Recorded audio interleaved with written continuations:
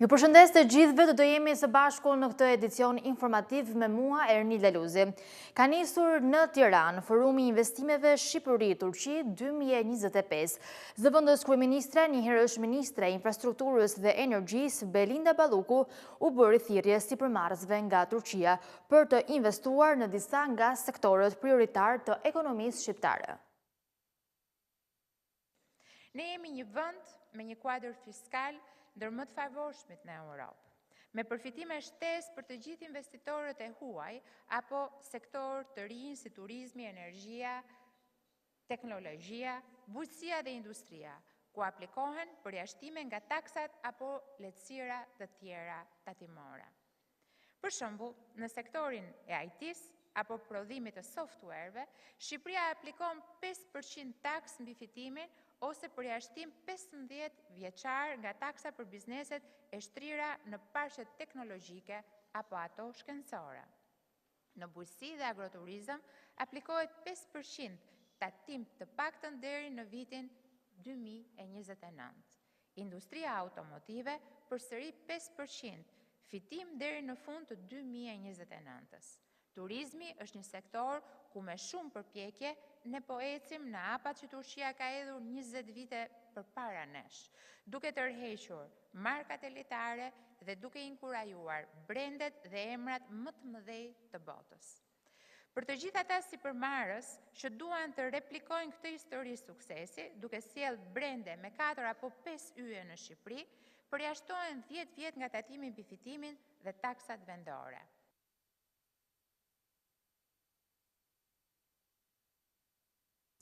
Referuar të dhënave të Bankës së Shqipërisë, Turqia udhëheq renditjen e investimeve të huaja për gjysmën e parë të vitit me një vlerë prej 89.6 milion eurosh. Kjo vlerë zë një peshë prej gati 12% në totalin e investimeve të huaja direkte për 6 muajt e parë të vitit 2025. Turqia është bërë vitet e fundit një nga investitorët kryesorë në vendin tonë, duke zbritur nga froni Holandën apo Italinë. Në 6 muajt e parë të vitit aktual, investimet turke renditen në vend të parë dhe vlerësohen në 89.6 milion euro. Kjo vlerë zë gati një peshë prej 12% të totalin e investimeve të huaja direkte për 6 muajt e parë të vitit aktual. Investimet turke në Shqipëri kanë shënuar ndryshime të ndjeshme nga viti në vit, por prirja e përgjithshme është rritëse. Në vitin 2014 shuma ishte 63.3 milion euro, ndërsa në vitin 2024 arriti në 257.17 milion euro, që përfaqëson rritje mbi 4 në harkun e 10 viteve. Rikujtojmë se edhe në vitin 2024 si një të tërë, Turqia renditoi e para me vlerën më të lartë të investimeve. Me këtë ritëm, stoku i investimeve turke në fund të qershorit ka arritur në 1.3 miliard euro, me rritje vjetore 12%. Këto ndërmarrje kanë një rol të rëndësishëm në ekonominë shqiptare, sidomos në sektorin financiar, energjetik, në industrinë nxjerrëse dhe ndërtim. Nga ana tjetër, Holanda ka zbritur në vendin e tretë mes investitorëve të huaj që prej vitit kaluar, edhe pse këtë vit vlera e investimeve holandeze është rikthyer përsëri rritjes me 85 milion euro flukse të reja, ndjekur nga Austria dhe Kosova. Sipas të dhënave të Instat të analizuara nga Scanintel, vihet re një rritje e qëndrueshme e shkëmbimeve tregtare mes Shqipërisë dhe Turqisë, të cilat kanë kaluar nga rreth 20.7 miliard lek në vitin 2005 në më shumë se 101 miliard lek në vitin 2024. Marrëdhëniet tregtare nëpërmjet Shqipërisë dhe Turqisë janë forcuar ndjeshëm gjatë 2 dekadave të fundit, duke shndruar Turqinë në një nga partnerët më të rëndësishëm ekonomik të vendit. Të dhënat analizuara nga Scanintel nga viti 2005 deri në mesin e vitit 2025 tregojnë një rritje të qëndrueshme të shkëmbimeve tregtare, të cilat kanë kaluar nga rreth 20.7 miliard lek në vitin 2005 në më shumë se 101 miliard lek në vitin 2024, ndërsa për periudhën janar-gusht të vitit aktual, totali regjistrohet në 60.6 miliard lek. Importet shqiptare nga Turqia kanë njohur një rritje të ndjeshme gjatë periudhës analizuar. Në vitin 2005 ato ishin 19.6 miliard lek, ndërsa në vitin 2024 kanë arritur në mbi 96.6 miliard lek, duke u pesëfishuar brenda 20 vitesh. Kjo rritje reflekton pozicionin e fortë që Turqia ka fituar në tregun shqiptar përgjatë kësaj periudhe. Nga ana tjetër, eksportet shqiptare drejt Turqisë kanë mbetur në nivele shumë të ulta krahasuar me importet, duke treguar një bilanc tregtar thellësisht negativ për Shqipërinë. Në vitin 2005 eksportet ishin vetëm 1.13 miliard lek, ndërsa në vitin 2024 ato kanë arritur në 4.84 miliard lek, me një rritje të moderuar për gjatë viteve. Megjithatë, përpjekjet për diversifikimin e produkteve të eksportit përfshirë mineralet, materialet e ndërtimit, tekstile dhe produktet bujqësore, kanë sjellë një përmirësim të lehtë në strukturën e shkëmbimeve. Për periudhën janar-gusht të vitit 2025, eksportet llogariten në 3.98 miliard lek, një shifër që nëse trendi vijon, mund të çojë në një total vjetor më të lartë se i vitit paraprak. Pak kohë më parë në një konferencë të përbashkët mes dy vendeve, presidenti turk tha se marrëdhëniet mes dy vendeve do të ngrihen në një tjetër nivel, ku objektivi i volumit tregtar pritet të arrijë në $2 miliard. Volumi tregtar ka arritur në $1 miliard. Objektivi ynë i ri është që ta çojmë në $2 miliard dhe përcaktuam këtë si objektiv. Kam besim se me përpjekjet e sektorit ton privat do të arrijmë kësaj shifre në një kohë shumë të shkurtër. Por çfarë politikash duhet të ndiqen për të arritur këtë synim? Një nga alternativat mund të jetë ulja e çmimeve pra të bëhet më konkurruese se partnerët e tjerë tregtar të vendit tonë, ndërsa alternativa e dytë mund të lidhet me ndryshimin e gjeografisë së tregtisë turke. Por çfarë marrim ne nga Turqia? Të dhënat nga Instat tregojnë se artikuit kryesor të importit janë gizat e çeliku dhe lëndët djegëse minerale. Për 8 mujorin e parë të vitit 2025, tregtia me Bashkimin Evropian përbën 55.8% të totalit të shkëmbimeve, me 66.2% të eksporteve dhe 51.1% të importeve me vendet e Unionit. Bashkimi Evropian vijon të mbetet partneri kryesor tregtar i Shqipërisë, megjithëse gjatë vitit 2025 është regjistruar një rënje lehtë në peshën e shkëmbimeve tregtare me vendet e Unionit. Sipas të dhënave zyrtare, gjatë vitit 2024, shkëmbimet tregtare me vendet e BE-s përbënin 57.4% të totalit të tregtisë, ku 71.7% e eksporte dhe 52.1% e importeve realizoheshin me vendet anëtare të BE-s. Por në vitin 2025 ky raport ka pësuar ndryshime. Për 8 mujorin e parë të vitit aktual, tregtia me Bashkimin Evropian përbën 55.8% të totalit të shkëmbimeve, me 66.2% të eksporteve dhe 51.1% të importeve që realizohen me vendet e Unionit. Për gjatë periudhës janar-gusht të vitit 2025, vlera e eksporteve me vendet e BE-s arritin rreth 174.7 miliard lek, ndërkohë importet vlerësohen në 297.5 miliard lek. Pra në total shkëmbimet tregtare me vendet e Bashkimit Evropian për 8 mujorin vlerësohen në rreth 472 miliard lek. Në gusht të vitit 2025, pjesëmarrja e BE-s në tregtinë shqiptare ka qenë 48.8%, ndërsa eksportet drejt BE-s kanë zënë 56.5% të totalit. Sa u përket partnerëve kryesor tregtar, Italia mbetet partneri dominues duke zënë 26% të tregtisë totale me Shqipërinë për periudhën janar-gusht të vitit 2025, pastaj renditet Greqia me 7.6%. Pallati i Sportit Aslan Rusi në Tiranë do të ketë tashmë një kapacitet prej 6.000 vendesh, ndërsa do të ofrojë disa fusha stërvitore dhe hapësira rekreative. Projekti do të realizohet nga studioja holandeze MVRDV, që transformoi piramidën e Tiranës në një qendër të re kulturore. And the first place team is MVRDV. Në vendi i parë është MVRDV. Projekti i studios arkitekturore holandeze është shpallur fitues i konkursit ndërkombëtar për rilindjen e Pallatit të Sportit Aslan Rusi. Pas prezantimit të projekteve përpara një jurie ndërkombëtare nga 6 skuadrat finaliste, puna e bërë nga MVRDV u vlerësua si ajo që mund ta vendosë Tiranën në skenën e atyre qyteteve që zhvillojnë aktivitete ndërkombëtare sportive. Ekipi 4 MVRDV, një fjalë e shpjegon të gjithën atë që bën, ikonike. Me një personalitet tejet të fortë, një identitet shumë të qartë. E fortë, po them e parueshme dhe unike, të mundësuash, është një projekt që mund të ishte i dallueshëm ndërkombëtarisht dhe mund të vendos Tiranën në skenën e atyre qyteteve që zhvillojnë aktivitete ndërkombëtare. Në fakt mund të krijojë një moment që është një shenjë në Tiranë, është po kështu nga ana tjetër kompleks dhe i thjeshtë. MVRDV është studio prestigjioze që transformoi piramidën e Tiranës nga një muze kushtuar diktatorit komunist Enver Hoxha në një qendër të re kulturore. Sipas ekspertëve, projekti për rilindjen e pallatit të sportit ka të njëjtin potencial si ai i piramidës. Tirana është qytet i arkitekturës, por të qenë qytet i sportit është vërtet një bonus.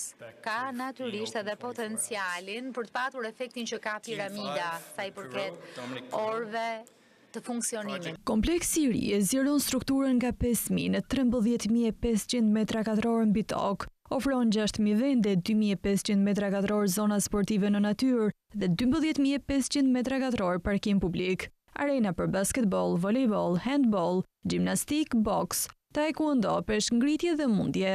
Pallati i sportit Aslan Rusi me një sipërfaqe prej gati 14.000 m2 do të ketë pamjen e një topi të bardhë basketbolli me strukturë xhami. Ai do të jetë shumë dimensional, ku përveç fushave stërvitore do të ofron edhe hapësira të tjera rekreative, me shumë bimësi në brendësitë të saj.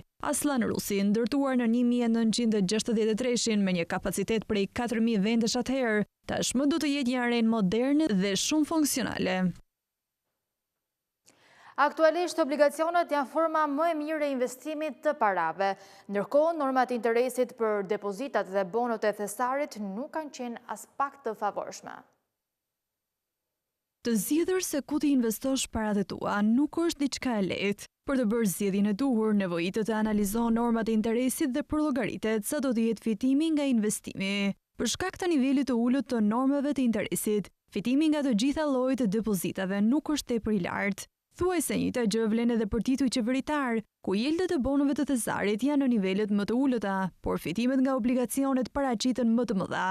Aktualisht, fitimi nga investimi i parave në bono thesari 12 mujore është shumë i ulët. Rezultatet e ankandeve të titujve qeveritar tregojnë se për bono 12 mujore, yieldi mesatar i ponderuar, pra interesi vjetor që mbajtësi i bonove do të marrë gjatë afatit të tij deri në maturim, është në rënje të vazhdueshme që nga qershori. Në ankandin e fundit të realizuar me 14 tetor, kthimi fituar nga paratë investuara ishte në nivelin më të ulët prej 2.54%. E njëjta tendencë paraqitet edhe për bonot e thesarit me afat 6 mujor. Ndërkohë, investimi në instrumenta afatgjat, siç janë obligacionet, paraqitet më i favorshëm. Yieldi për obligacionet 3 vjeçare dhe 5 vjeçare është rritur nga ankandi në ankand, duke shkuar në 3.8% dhe 4.3% aktualisht. Kjo nuk kupton se fitimi nga investimi në këtë lloj instrumenti është më i lartë, por përsa i përket investimit në depozita. Depozitat kanë qenë gjithmonë forma më e preferuar e investimit të parave nga shqiptarët. Norma mesatare e interesit për të gjitha llojet e depozitave në lek të qytetarëve ishte 1.58% në korrik. Në krahasim me muajt e parë të këtij viti, interesat nuk paraqiten shumë të favorshme. Normat e interesit për depozitat me afat mbi 2 vite, të cilat janë edhe lloji më i zgjedhur për ruajtjen e kushtimeve nga qytetarët, rezulton të ketë rënë në 2.4%, ndërsa për depozitat deri në 1 vit ose 2 vite, interesat rezultojnë me rritje në korrik.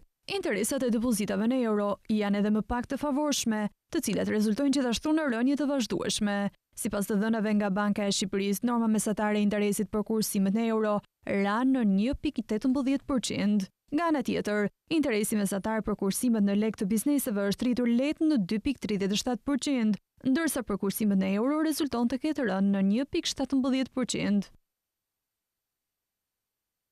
Në gusht të vitit 2025, paraja në qarkullim në Shqipëri arriti në 930.9 miliard lek. Rreth 50% ndodhet jashtë sistemit bankar, duke reflektuar vërësinë e lartë të ekonomisë nga përdorimi i keshit. Paraja që qarkullon në Shqipëri ka arritur një shifër rekord prej 930 miliard lekësh në muajin gusht, ndërsa në një harkor prej 3 vitesh ka pësuar një rritje me rreth 16.5%. Paraja në qarkullim përfshin totalin e kartmonedhave dhe monedhave të emetuara nga Banka e Shqipërisë, të cilat përdoren nga qytetarët për të kryer pagesa të ndryshme në mënyrë fizike, si dhe një pjesë të parave të mbajtura në banka tregtare, me përjashtim të depozitave. Sipas agregatit M1, kjo para ka pësuar një rritje me 13.7% krahasuar me gushtin e vitit të kaluar. Nëse bëjmë një krahasim midis agregatit M1 dhe paras jashtë bankave, kuptojmë që rreth 49.8% e paras në qarkullim është jashtë sistemit bankar. Statistikat zyrtare tregojnë se në muajin gusht, në Shqipëri qarkullonin 463 miliard lek, ose e thënë ndryshe, rreth 4,7 miliard euro jashtë bankave. Një rritje kjo me 11,8% krahasuar me gushtin 2024. Pavarësisht se në këtë përllogaritje nuk përfshihen kursimet që qytetarët mbajnë në depozita, nuk mohohet dot fakti se nevojojmë të jemi një ekonomi shumë e varur nga keshi. Ndërkohë, agregati M3, që është treguesi më i gjerë i paras në qarkullim dhe përfshin paranë fizike që përdorim në përditshmëri, llogarit rrjedhëse, depozita dhe instrumentet e tregtueshme, rezulton 1,8 trilion lek, ose rreth 85,5 miliard euro. Paraja jashtë bankave përbën 24,7% të këtij totali. Sistemi pagesave të shpejta Instant Payment do të nisë zbatimi në Shqipëri duke nisur nga viti i ardhshëm. Së fundmi është rinënshkruar marrëveshja e bashkëpunimit duke bërë pjesë të kësaj nisme edhe Maqedoninë e Veriut, krahas 4 vendeve të rajonit që ishin më herët. Është rinënshkruar marrëveshja e bashkëpunimit për krijimin e sistemit të pagesave të shpejta në Ballkanin Perëndimor, tashmë duke përfshirë edhe Maqedoninë e Veriut. Zëvendës guvernatorja e parë e Bankës së Shqipërisë, Lulieta Mingjozi, ishte në Washington për të marrë pjesë në ceremoninë e rinënshkrimit. Me këtë hap, tashmë 5 banka qendrore, Bosnia dhe Hercegovina, Kosova, Maqedonia e Veriut, Mali dhe Shqipëria, janë pjesë e nismës që do të mundësoj kryerjen më lehtë dhe më shpejt të pagesave nga qytetarët. Të pranishëm në ceremoni ishin edhe guvernatori e zëvendës guvernatorja e Bankës së Italisë, së bashku me drejtuesit e bankave qendrore të rajonit. Marrëveshja parashikon që Banka e Italisë të ofrojë një sistem pagesash të shpejta të bazuar në një kopje të shërbimit TIPS, platforma evropiane për shlyerjen e pagesave në kohë reale, e projektuar dhe administruar nga Banka e Italisë në emër të Eurosistemit. Kjo nismë, miratuar nga Këshilli Drejtues i Bankës Qendrore Evropiane, shënon një hap tjetër drejt modernizimit të infrastrukturës së pagesave dhe afron më tej rajonin me standardet evropiane, shprehet Banka e Shqipërisë. Zbatimi i sistemit të pagesave të shpejta, Instant Payment, do të jetë funksional në Shqipëri duke nisur nga viti 2026. Në momentin që një individ dëshiron të blejë një produkt, biznesi do të ofrojë një kod QR që qytetari mund ta skanojë nëpërmjet telefonit të tij dhe të kryejë menjëherë pagesën, pa që nevoja që të nxjerrë kartën dhe pa përdorur një terminal POS. Instant Payment prit të rrisë përfshirjen financiare, të ulë përdorimin e paras fizike, por edhe koston e transaksioneve për biznesin dhe konsumatorët. Ky sistem nisi si një projekt pilot në fillim të vitit të kaluar në 3 qytete, Tiranë, Dibër dhe Përmet, ku 300 individ realizuan pagesa përmes aplikacioneve të ofruara nga bankat dhe institucionet e paras elektronike në bizneset të vogla dhe të mesme, për një periudhë 4 mujore pranë zonave ku banojnë. Qytetarët kanë paguar afro 631 milion euro tatim mbi pagat dhe qirat apo shitjet e shtëpive vetëm në gjysmën e parë të vitit.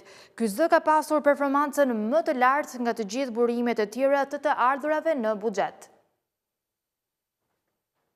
Lufta ndaj informalitetit e nisur prej një viti nga administrata tatimore fokusuar në nëndeklarimin e pagave dhe evazionin fiskal, ka rritur ndjeshëm të ardhurat në buxhetin e shtetit. Të dhënat e Ministrisë së Financave tregojnë se tatimi paguar mbi pagat që marrin punonësit është rritur ndjeshëm për gjatë 9 muajve të parë të këtij viti, krahasuar me një vit më parë. Konkretisht nga ky zë janë mbledhur rreth 63.1 miliard lek, apo 631 milion euro me një kapërcim prej 133 milion euro, krahasuar me një vit më parë, duke regjistruar rritjen më të lartë në përqindje në raport me zërat e tjerë dhe 62 milion euro në raport me planifikimin që kishte bërë Ministria e Financave për 9 mujorin. Ndërsa në një dekadë të ardhurat nga ky zë janë 3 fishuar. Në zërin e tatimit mbi të ardhurat personale, kontributin më të lartë e jep tatimi mbi pagat e punonjësve në sektorin privat dhe publik, e ndjekur nga tatimi i paguar nga shitja e pasurive të paluajtshme, i cili aktualisht është në nivelin 15%, si dhe tatimi mbi qirat. Kjo tregon që veç pagave, ecuri pozitive ka pasur edhe sektori i pasurive të paluajtshme dhe finalizimi i transaksioneve, si dhe rritja e çmimit të qirave kryesisht në kryeqytet ka bërë që për ato qira të deklaruara, pagesa në tatime të jetë më e lartë. Po ashtu një hapësirë të konsiderueshme zë tatimi mbi të ardhurat nga dividendët, si dhe tatimi mbi të ardhurat nga interesat. Ndërkohë që 2 fishimi i numrit të punonjësve që plotësuan gjatë këtij viti deklaratën individuale të ardhurave për shkak të uljes së pragut të deklarimit të nivelit të ardhurave 1.2 milion lek në vit, ka pasur ndikim të konsiderueshëm. Një zë tjetër që reflekton anti-informalitetin lidhet me të ardhurat e gjeneruara nga tatim fitimi. Në total në 9 muaj janë argëtuar 45.3 miliard lek, apo 453 milion euro, me një rritje prej 20 milion euro në raport me një vit më parë. Vetëm në muajin gusht janë regjistruar 7.491 tatim pagues, më shumë për tatimin në burim se sa në gusht të vitit 2024. Ky trend në rritje shihet si tregues i zgjerimit të bazës së tatim paguesve dhe i formalizimit në rritje të ekonomisë shqiptare. Numri tatim paguesve të regjistruar në vend ka pasur një rritje të dukshme gjatë muajit gusht 2025, krahasuar me të njëjtën periudhë të vitit të kaluar. Sipas të dhënave zyrtare të administratës tatimore, janë regjistruar 7.491 tatim pagues më shumë për tatimin në burim sesa në gusht 2024. Ky trend në rritje shihet si tregues i zgjerimit të bazës së tatim paguesve dhe i formalizimit në rritje të ekonomisë shqiptare, çka vjen dhe si rrjedhoja e aksioneve të përditshme anti-informalitet që po ndërmerren nga administrata tatimore. Por nga ana tjetër, kjo rritje lidhet me përmirësimin e shërbimeve digjitale, thjeshtimin e procedurave për regjistrimin e bizneseve dhe ndërgjegjësimin më të madh të sipërmarrësve për detyrimet e tyre fiskale.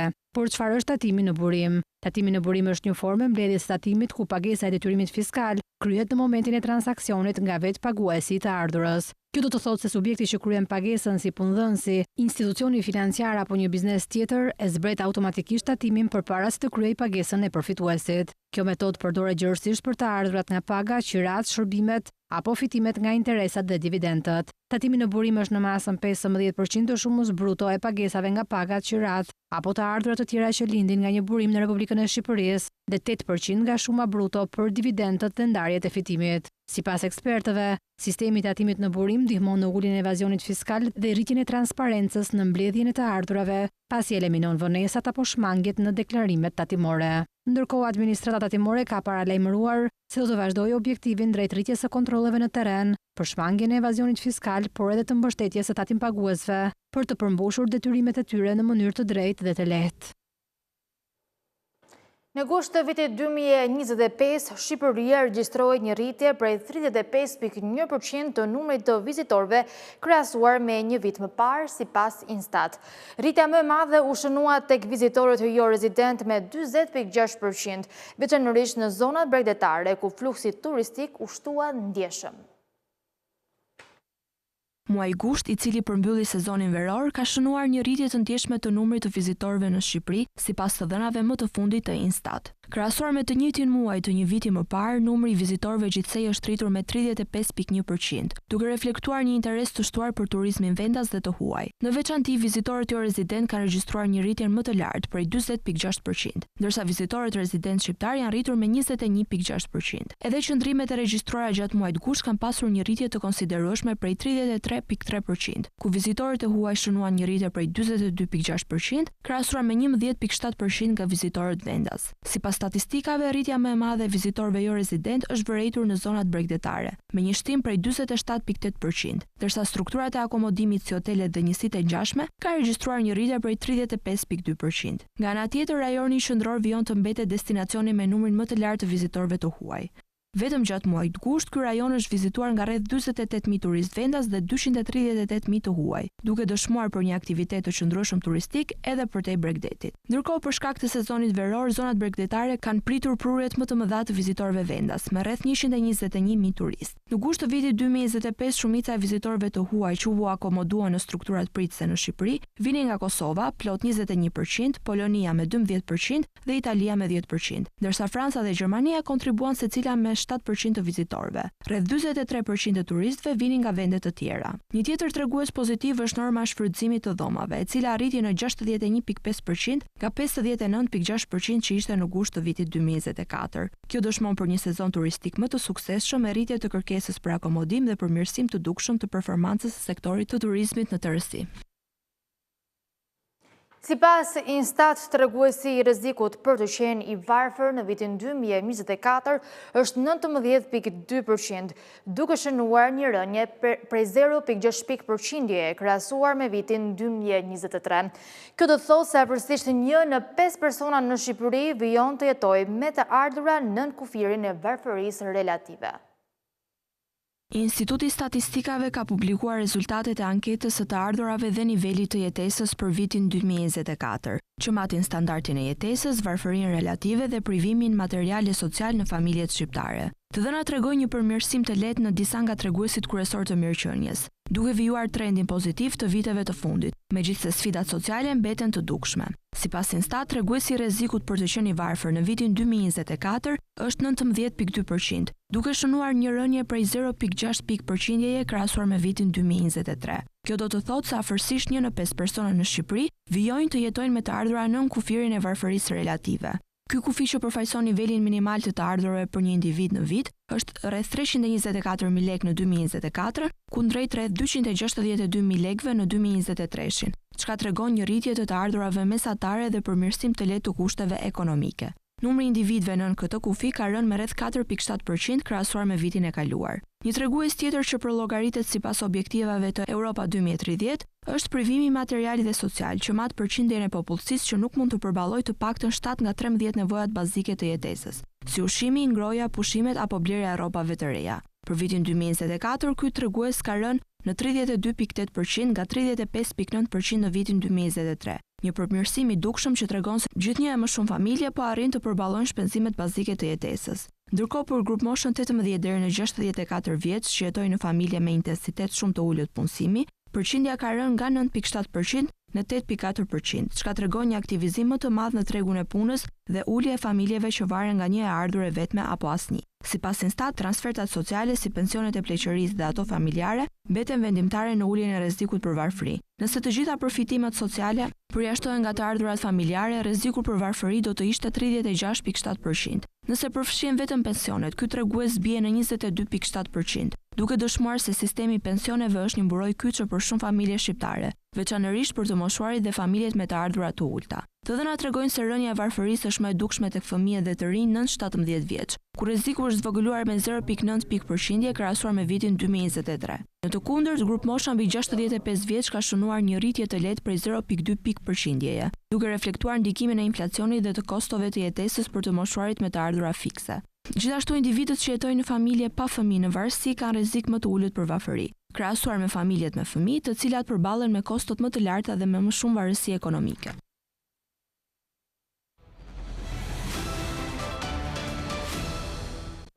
Në vitin 2024, 13 nga 35 vende evropiane ishin eksportuese neto të energjisë elektrike, ndërsa pjesa tjetër dalloi për nivelin e lartë të importeve me Italinë dhe Gjermaninë në krye të renditjes.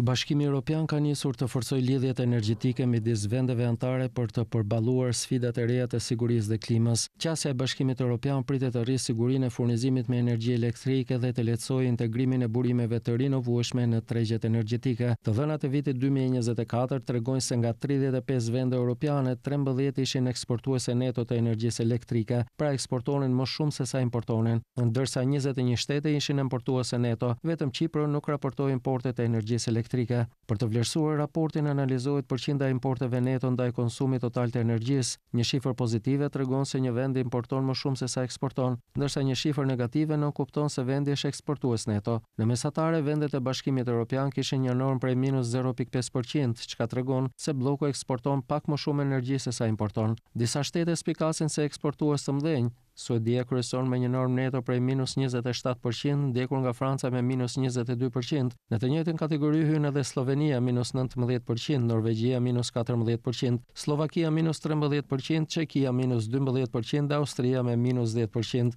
Nga 4 ekonomitë më të mëdha të Bashkimit Evropian, Franca dhe Spanja janë eksportuese neto të energjisë, ndërsa Gjermania dhe Italia janë importuese neto. Italia shënon nivelin më të lartë të varësisë me një normë importi prej 18%, ndjekur nga Gjermania me 6%. Dallimet në bilancin tregtar të energjisë elektrike lidhen me strukturën e prodhimit të secilit vend. Shtetet me hidrocentralet më të fuqishme si Suedia dhe Norvegjia ose me flotë të madhe bërthamore si Franca janë zakonisht eksportuese. Në të kundërt, vendet që mbështeten te burimet e rinovueshme të paqëndrueshme si era dhe dielli detyrohen të importojnë më shumë, sidomos kur prodhimi vendas bie për shkak të kushteve atmosferike. Në terma absolut, Italia është importuesi më i madh i energjisë në Europë me rreth 51.000 gigavator, ndërsa Gjermania renditet e dyta me 26.000 gigavator. Në anën tjetër, Franca është eksportuesi më i madh me mbi 89.000 gigavator të shitura, ndjekur nga Suedia me mbi 33.000 gigavator. Luhatje të ndjeshme janë regjistruar në disa vende. Greqia, që në vitin 2023 ishte importuese neto me 10%, kaloi në një pozitë eksportuese në vitin 2024 me një normë prej -0.6%, ndërkohë Kroacia pati një rritje të theksuar të importeve neto nga 10% në 26%. Fondi Monetar Ndërkombëtar parashikon që borxhi publik global të tejkalojë 100% të prodhimit të brendshëm bruto deri në vitin 2029. Shumë shtete me të ardhura të ulta përballen me sfida të mëdha për shkak të mundësive të kufizuara. Fondi Monetar Ndërkombëtar deklaroi se borxhi publik global pritet të tejkalojë 100% të prodhimit të brendshëm bruto botëror deri në vitin 2029, duke arritur nivelin më të lartë që nga viti 1948. FMN thekson se me një rrezik prej 5%, borxhi publik mund të arrijë në 123% të prodhimit të brendshëm bruto deri në vitin 2029. Kjo pasqyron një trajektore më të lartë dhe më të përshpejtuar se sa ajo e parashikuar para pandemisë së koronavirusit. Për më tepër, shpërndarja e rreziqeve është e gjerë dhe anon drejt rritjes edhe më të shpejtë të borxhit, thuhet në raportin e monitorit fiskal të tetorit. Për shumicën e ekonomive të mëdha, borxhi publik tashmë e tejkalon ose është në rrugën për të tejkaluar 100% të prodhimit të brendshëm bruto. Megjithatë, numri i shteteve me detyrime financiare mbi 100% të prodhimit të brendshëm bruto pritet të ulet gradualisht gjatë 5 viteve të ardhshme, ndërkohë që këto vende parashikohen të zënë një pjesë më të madhe të prodhimit të brendshëm bruto global. Kanadaja, Kina, Franca, Italia, Japonia, Mbretëria e Bashkuar dhe SBA-ja janë ndër vendet e G20 ku borxhi publik tejkalon 100% të prodhimit. Sipas FMN-s, këto shtete zakonisht kanë tregje të thella dhe likuide të bonave sovrane, si dhe hapësira më të mëdha për politika fiskale. Prandaj rreziku i tyre fiskal konsiderohet i moderuar. Në të kundërt, shumë ekonomi në zhvillim dhe vende me të ardhura të ulta përballen me sfida më të ashpra fiskale, pavarësisht barrës më të lehtë fiskale. Numri vendeve me borxh publik në 60% të prodhimit të brendshëm bruto u shtua në mbi 100 në vitin 2021 dhe pritet të vazhdojë rritjen, edhe pse pjesa e tyre në prodhimin e brendshëm bruto global përfaqëson më pak se 30%, thuhet në raport. FMN-ja thekson se vendet në zhvillim kanë shumë pak mundësi për financim dhe për politika alternative. Megjithse përqindja e borxhit të tyre ndaj prodhimit të brendshëm bruto shpesh është më e ulur se 60%, 55 shtete janë aktualisht në krizë ose në rrezik të lartë për ta përjetuar atë.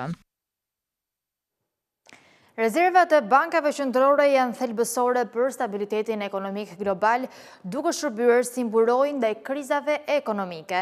10 shtetet me rezervat më të mëdha valutore dhe të arit në botë mbartin së bashku mbi 60% të totalit botëror, me Kinën që kryeson renditjen.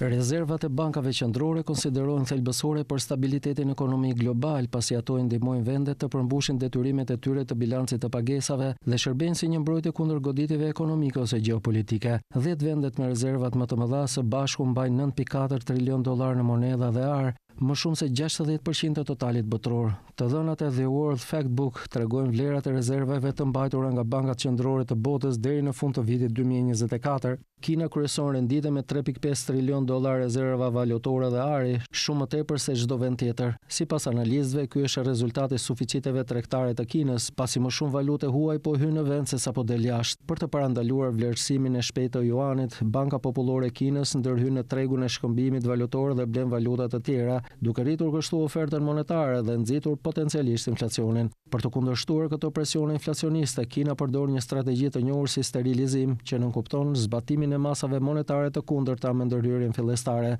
Në vendin e dytë renditet Japonia me $1.2 trilion, ndjekur nga Shtetet e Bashkuara $910 miliard, surprizon Zvicra që renditet e katërta me $909 miliard rezerva. Pas krizës financiare globale të vitit 2008, kërkesa për frangën zvicerane u rrit ndjeshëm pasi monedha shihej si një stres sigurt. Kjo çoi në një presion të fortë për të forcuar frangën. Për të parandaluar deflacionin dhe forcimin e tepërt të monedhës, Banka Kombëtare Zvicerane bleu sasi të mëdha valutash të huaja që ngadalësuan rritjen e frangës, por rritën ndjeshëm rezervat valutore. Në vendin e 5 gjejmë Indin me $643 miliard rezerva, që ndiqet nga Rusia, Arabia Saudite, Hong Kongu dhe Korea e Jugut, ndërsa Singapuri mbyll 10 shenjën e parë me $383 miliard rezerva. India është renditur si fuqia e tretë më e madhe ajrore ushtarake në botë, duke kaluar Kinën sipas të dhënave më të fundit. Kjo arritje reflekton përmirësimin e kapaciteteve operative dhe strategjike të Indisë, si dhe forcimin e rolit gjeopolitik në Azi. India ka kaluar Kinën duke u renditur si fuqia ushtarake ajrore tretë më e madhe në botë pas Shteteve të Bashkuara dhe Rusisë. Kështu bën të ditur raporti më i fundit i Drejtorisë Botërore të Avionëve Modern Ushtarak i publikuar në Newsweek. Kina që prej vitesh cilësohej si lideri ushtarak ajror i Azisë tani ka rënë në vendin e 4 në një ndryshim që sinjalizon transformimin e ekuilibrave strategjik në kontinent. Raporti përfshin 103 shtete dhe 129 shërbime ajrore, duke ndjekur flotat gjithsej 48.082 avionëve në mbar botën. Shtetet e Bashkuara mbeten në krye me fuqinë ajrore që tejkalon flotat e kombinuara të Rusisë, Kinës, Indisë, Koresë së Jugut dhe Japonisë. Kjo e përsi e padiskutueshme mbështetet në faktin se Shtetet e Bashkuara përfaqësojnë gati 40% të shpenzimeve ushtarake globale. India tashmë renditet në vendin e tretë me një vlerësim truval për 69.4%, që mat jo vetëm numrin e avionëve, por edhe kapacitetet sulmuese dhe mbrojtëse, logjistikën, modernizimin dhe trajnimin operativ. Flota e saj përfshin 1716 njësi ajrore me përbërje të balancuar, 31.6% avion luftarak, 29% helikopter dhe 21.8% avion trajnues. India, që furnizohet si nga Shtetet e Bashkuara ashtu edhe nga Rusia, reflekton pozitën e saj gjeopolitike gjithnjë më të rëndësishme. E përsia e re e Indisë u dëshmua sidomos gjatë operacionit Sindor, një seri goditjes precize në maj kundër infrastrukturave në Pakistan dhe Kashmir si përgjigje ndaj një sulmi terrorist më 22 prill në Pahalgam, që shkaktoi 26 viktima. Ky operacion shfaqe saktësi, koordinim dhe fuqi goditëse të lartë, duke vërtetuar rritjen e aftësive të forcës ajrore indiane. Megjithëse vazhdon të investojë në teknologji dhe modernizim, Kina mbetet prapa Indisë në faktorë si trajnimi, mbështetje ajrore dhe njësitë specializuara bombarduese. Diferenca mes dy fuqive tregon se numri i avionëve nuk mjafton pa efikasitet operacional dhe përgatitje strategjike. Kemi mbërritur në fund të këtij edicioni informativ. Për më tepër informacione mund të klikoni në faqen tonë të internetit skantv.al, ku mund të gjeni gjithçka mbi ekonominë, bankat, sigurimet, tregjet financiare e të tjerë. Gjithashtu mund të na ndiqni edhe në rrjetet sociale si Facebook, Instagram, YouTube dhe LinkedIn. Faleminderit për vëmendjen, bashkë mirëpafshim.